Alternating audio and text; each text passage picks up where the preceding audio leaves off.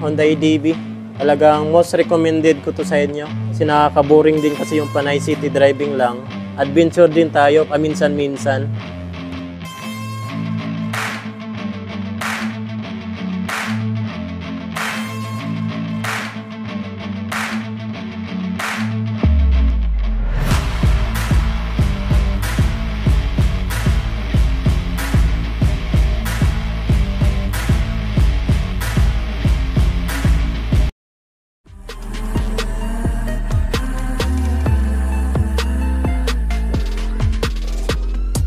So yun mga idol, what's up? Chris Ride Motovlog nga po pala. For today's, nandito ngayon tayo sa DES, Duwixam Incorporated, Lagao Branch, General Santos City.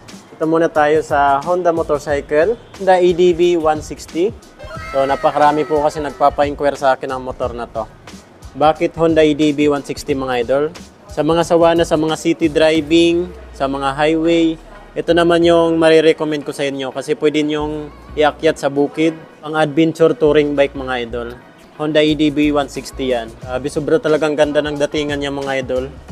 Parang robotics na ano, Gundam yung design niya. Ayan po. Napaka-sporty, napaka-aggressive ng design niya. Sa mga nagdadalawang isip dyan, kumuha ng Honda EDV 160. Itong video na to para sa inyo po ito mga idol. Alamin po natin yung updated price nila dito mga idol. Mag-start tayo sa minimum down payment na 25,000. 50,000 na down payment and 100,000 na down payment nito. Para may idea na po kayo kung kukuha na po kayo ng motor na to mga idol. Unahin muna natin itong looks niya. Napaka-robotics ng design niya. Parang Gundam mga idol. So maganda pa dito mga idol. Meron na po sang Honda Selectable Torque Control. Naka-ABS na rin po ito mga idol. Anti-lock braking system. Ito po yung clear windshield niya mga idol. Pwede nyo pong itong i-adjust. Ayan, pihitin nyo lang po ito. Pagdating naman sa headlight na ito, ayan po yung itsura niya mga idol. Naka-LED na po ito. At ito naman po yung daytime running lights niya. Ayan.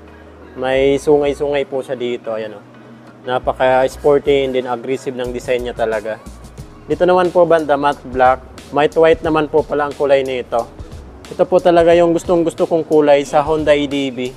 So ito naman po yung front suspension niya. Naka-telescopic pa rin po siya. Maganda pa dito kasi malaki po siya mga idol. Yan, may kalakihan po yung front telescopic niya. Tapos ang brand naman nito ay Showa mga idol. Ayun po yung brand niya, Showa brand. Ito naman po yung front fender niya. Naka-matte black po siya. Makapal din po sa na plastic. Ganda rin ang design niya. Tapos pahaba dito. Pagdating naman po sa braking system niya dito sa harapan, naka-dual pot piston caliper, hydraulic disc brake mga idol. Maganda pa dito, naka-ABS na po ito. So anti-lock braking system, napaka-smooth nito i-brake. Hindi ka basta-basta masisimplang. Ito naman po yung design ng plate niya. Wavy na po sa mga idol. Kulay ng mugs niya, naka-matte dark bronze po siya. Ang size naman po ng gulong niya dito sa harapan ay 110 by 80 and then 14 inches po yung laki ng mugs niya. So may kalakihan na rin po yung mugs na ito mga idol. At ang tire naman nito, pwede pang highway, pwede pang semi-off-road. Pang adventure talaga yung pormahan niya. Ito naman po yung design ng side body niya mga idol. Dito naman po yung emblem ng Honda. Yan, naka-stainless po siya. So dito naman EDV 160, naka-gold po siya. Combination ng matte white, matte black, matte gray naman po dito banda. Napaka-brusko po ng datingan niya.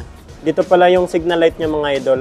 Yan, naka-LED na po ito, tigkabilaan. Lahat po ng ilaw ni EDV, mapa headlight, tail light, saka brake light, signal light, lahat po ito naka-LED na.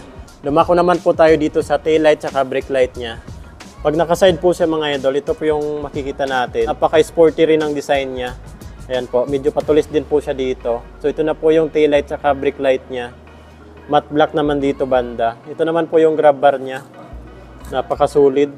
Una talaga mapapansin mo dito sa likuran niya mga idol. Ito po ang cap ng suspension niya mga idol. Made by Showa po yan.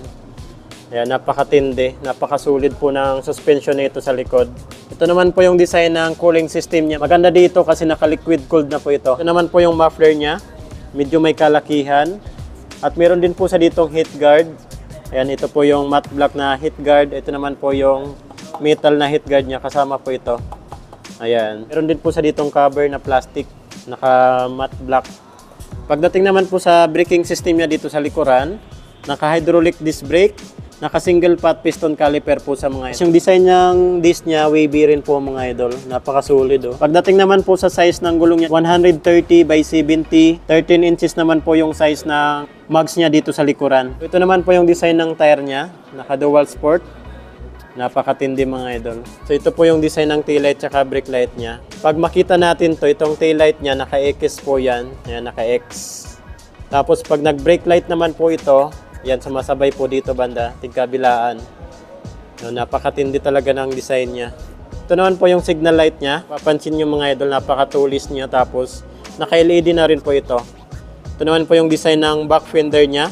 Ganda talaga ng design niya. Ito naman po yung airbox natin at ito naman po yung CVT. So, ito po ay ASP Plus engine, Enhanced Smart Power. So, 160cc na po ito. Sa engine type naman po nito, maganda po dito mga idol kasi naka 160cc, naka 4 valve, naka 4 stroke, naka single overhead cam. Ito po yung cooling system niya mga idol, naka liquid cooled na po ito. So hindi ka magwo-worry na baka mag-overheat yung motor mo. Liquid cooled na. Ayan, dumako naman po tayo dito sa handlebar niya. Grabe, napakasulit ng handlebar niya, naka naked type. So dito naman po sa left side, nandito po yung high beam, low beam na switch, horn at turn signal light. So dito naman po sa bandang kanan, meron po siyang idling system at meron din po siyang hazard switch mga idol. Electric start, tingnan naman natin kung may kickstart to. So wala na po itong kickstart mga idol. Electric start lang po yung nandito. Pero wag kayong mag-worry kasi nakikita naman natin yung voltage ng ating battery. So ito naman po yung instrument panel gauge niya mga idol. Yan, nandito po sa banda sa may visor. Ayan, meron din po siyang cover na black na matigas. Ayan, naka-fully digital na po yan. Napaka-detalyado rin po nito mga idol. So ito naman po yung menu ng ating instrument panel gauge. Ayan, ito po yung menu niya. Ayan. Ang ganda pa dito mga idol, meron po siya dito USB charging port. Tapos dito nyo na lang po ilalagay yung cellphone nyo. Habang nagcha-charge po tayo, dito nyo na lang po ilalagay. Maganda po dito kasi meron po siyang cover. Kahit umulan, hindi mababasa yung cellphone nyo dyan sa loob. So, meron din po siya dito mga caution, no? Grabe, ang ganda ng motor na to. Naka-keyless na rin po pala ito mga idol. So ito po yung remote niya. So dito naman po natin i-on yan mga idol. Dito naman po yung bukasan natin ng fuel. Yun, automatic pala ito mga idol. Napaka-convenient mga idol. Dito rin tayo nagbubukas ng ating under seat compartment mga idol. Sa seat. Yan, bubukas na po yan. Tapos hindi yan babagsak mga idol. Hindi yan babalik. So ito po yung design niya, nakabalot pa kasi ng plastic. Napakaganda pala nito. Ano kaya ito? Lagayan pa yata ito ng tools dito. Mga documents. May mga rubber pa siya dito. Grabe, napakalaki mga idol. Wow, napakalaki ng underseat compartment niya. So ito naman po yung natin, battery. Ayan. Ito yung grab bar natin. Pwede yan palitan natin para malagyan natin dito ng top box. Yun. Napaka-solid oh. Grabe, tanggalin natin tong plastic. Wow, ang ganda ng upuan niya mga idol oh. Dito napakagaspang niya. Tapos dito naman meron sang stopper ng ating back ride. Ganda oh. Naka-two-tone pala ito mga idol. Napakalambot din ang upuan niya mga idol. Napakalapad. So ayan, dumako naman po tayo sa Spotcast saka installment update nila dito.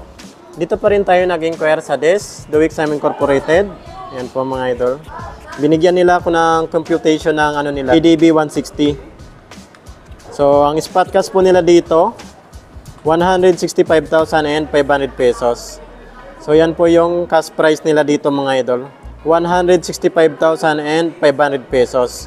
Dito lang yan sa Duwixam Incorporated. So ito naman po yung minimum down payment niya, 25,000. And then nagpa-compute din tayo ng 50,000 na down payment and 100,000 na down payment. Ayan po mga idol. So ito naman po yung minimum down payment niya, 25,000. Ang 1 year na lang po nito ay 14,569.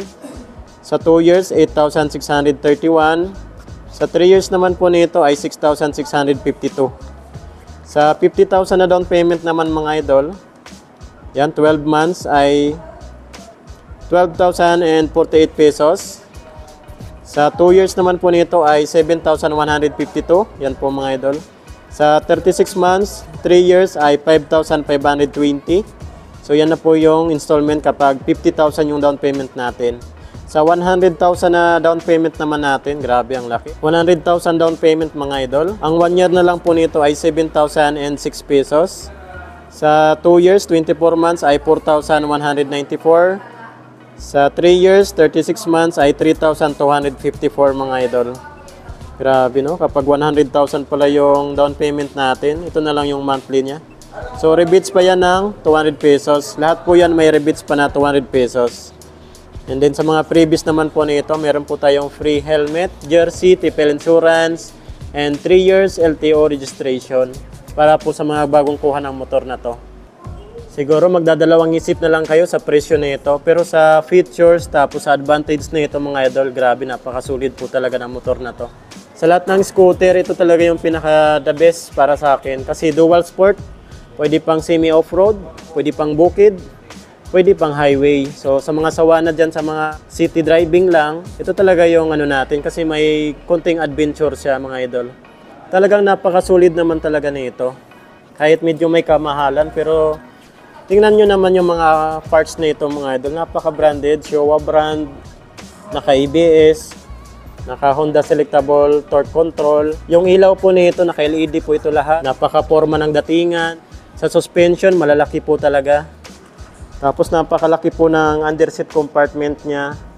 Ganda rin ng ano niya, taillight tsaka brake light niya mga idol. Naka-LED na po ito lahat. Wala ka nang makikitang halogen bulb dyan. Tapos ito ang ano niya, suspension niya sa likod, naka-dual shock na po ito. 160cc, naka-4 valve. So hindi kayo ipapahiya sa arangkada ng motor na to. So ayan po mga idol, Honda EDV. Talagang most recommended ko to sa inyo. Kasi nakaka-boring din kasi yung panay city driving lang. Adventure din tayo, paminsan-minsan. So yan, kung may mga ipapa-inquire pa po kayo sa akin na motor, comment nyo na lang po sa comment section ng ating video. I-support din ang ating Facebook page. Ayan po, nakalagay po sa ating video. I-share and subscribe na rin po mga idol para lagi po kayong updated sa ating mga price update, quick review ng ating mga bagong motor. Dito lang po muna ang ating video ngayon. Ride safe po tayo palagi. And God bless you all.